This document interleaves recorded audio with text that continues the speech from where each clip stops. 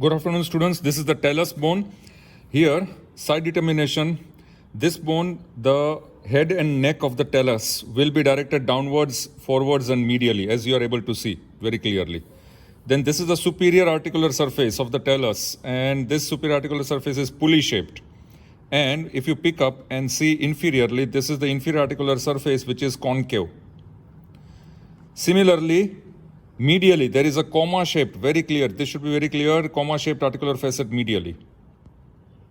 And laterally, there is a triangular articular facet here.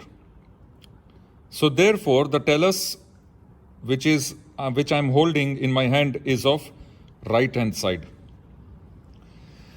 Now, description of individual parts. The head, this is the head of the talus. Now this head will be convex, projecting anteriorly in this direction, and it will articulate with the navicular bone. Similarly, below the head, inferior surface of head. Now this is the inferior surface of the head. Very clearly you should see there are three facets. Number one, this is the posterior facet of the talus. This posterior facet of the talus present on the inferior surface of the head will articulate with that of the middle calcanean facet. With the middle calcanean facet, middle facet on calcaneus. So this is the posterior facet of the inferior surface of head of talus. Then come to here. Anterolateral facet. This anterolateral facet present on the inferior surface of the head will articulate with the anterior calcanean facet. And the third facet is present here.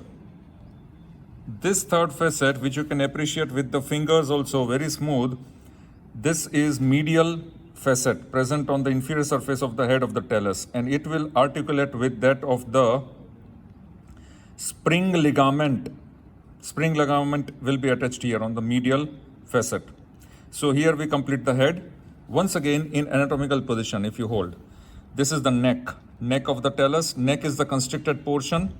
So therefore this neck of the talus is the constricted portion, and once again inferior surface. Inferior surface of the neck of the talus, there is a groove. This is known as the sinus sulcus talli. This is known as sulcus talli. Now this sulcus talli will come in approximation with the similar sulcus on the calcaneum, that is sulcus calcanei. Together this sulcus talli and sulcus calcanei will form sinus tarsi. So therefore the common passage between sulcus talli, this one, and sulcus calcanei will be known as sinus tarsi. So at present the constricted groove which is present at the inferior surface of the neck is known as the sulcus talli. Then we come across to, once again, we keep in anatomical position. This is the anatomical position. We come across to the body. Now the body of talus will have superior surface, which is also known as trochlear surface, because this surface will be concave side to side, and it will be convex antero-posterior. This is convex antero-posterior. It will articulate with the inferior surface of the tibia to form ankle joint. Inferiorly, the body of the talus will have this concave facet, and this facet will be for the posterior calcanean facet, where it will articulate with the posterior facet present on calcaneus bone. So this is the inferior facet which is present on the body of the talus. So it will articulate with the posterior calcanean facet to form which joint? It will form the subtalar joint. This is a concave facet. Similarly, we come to the posterior process. This entire is the posterior surface and posterior process. So this is the posterior surface on which there is a groove. This is the groove which is present on the posterior surface. This groove is for the passage of tendon of flexor hallucis longus.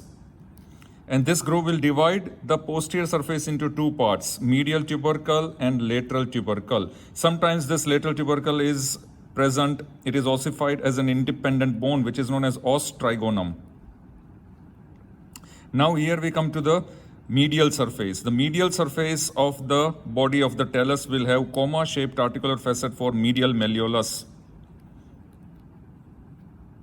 And similarly, lateral surface of the body of the talus will have triangular articular facet for articulation with the lateral malleolus. Posteriorly here, there is a small triangular area which is present on the upper margin of the posterior part of lateral surface of talus, this one.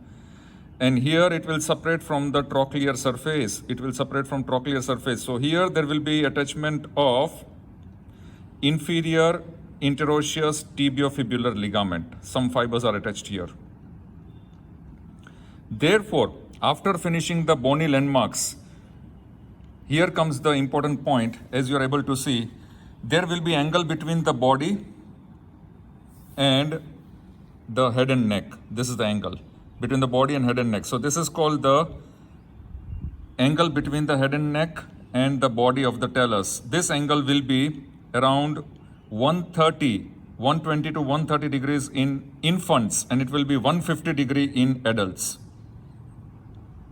Then we come to attachments. Now attachments, superior surface, on the head and neck, on the dorsal surface of the head and neck, there will be attachment here of capsular ligament of ankle joint as well as the dorsal talonavicular ligament.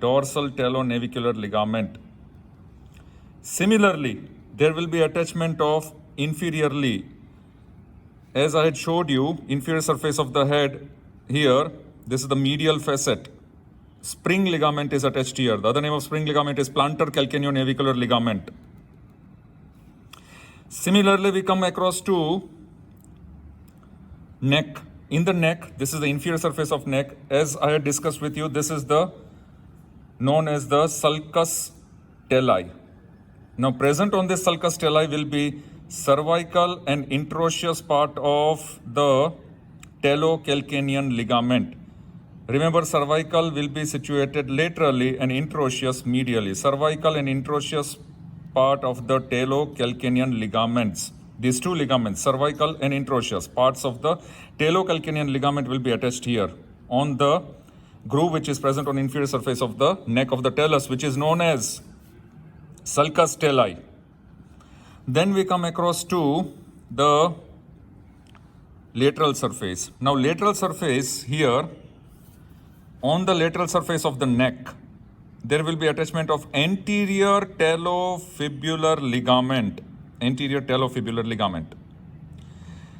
Similarly, lateral surface which is seen posterior to this triangular articular facet, this portion, here there will be attachment of posterior talofibular ligament, and this plantar margin, that is the lower border here, there will be attachment of the posterior talocalcanean ligament. So therefore, two ligaments are attached here behind this triangular articular facet laterally. One, posterior talofibular ligament, and two, below that, there will be attachment of posterior talocalcanean ligament. And then we come across to medial surface. On the medial surface here, just below and behind the medial, this articular facet, comma-shaped articular facet for medial malleolus. So here, there will be attachment of the anterior tibiotalar ligament, which is also known as the deep fibers of deltoid ligament. So deep fibers of deltoid ligament is attached here, where on the medial surface of the body of talus below the comma-shaped articular facet. And it is also known as anterior tibiotalar ligament. Then we come to this tubercle. As I had told you that this flexor hallucis longus tendon will separate this posterior surface into medial tubercle, lateral tubercle. So structures attached on medial tubercle. Number one, it will give attachment to the superficial fibers of deltoid ligament, which is also known as the posterior tibiotalar ligament. And second will be the attachment of medial talocalcanean ligament. Two ligaments are attached on medial tubercle. Once again, the superficial fibers of deltoid ligament, which is also known as posterior tibiotalar ligament, and number two, medial talocalcanean ligament. So remember, these are the ligaments which are attached on talus, and there are no muscular attachments on talus bone. there will be absolutely no muscular attachments on talus bone, only the ligaments which I have discussed with you.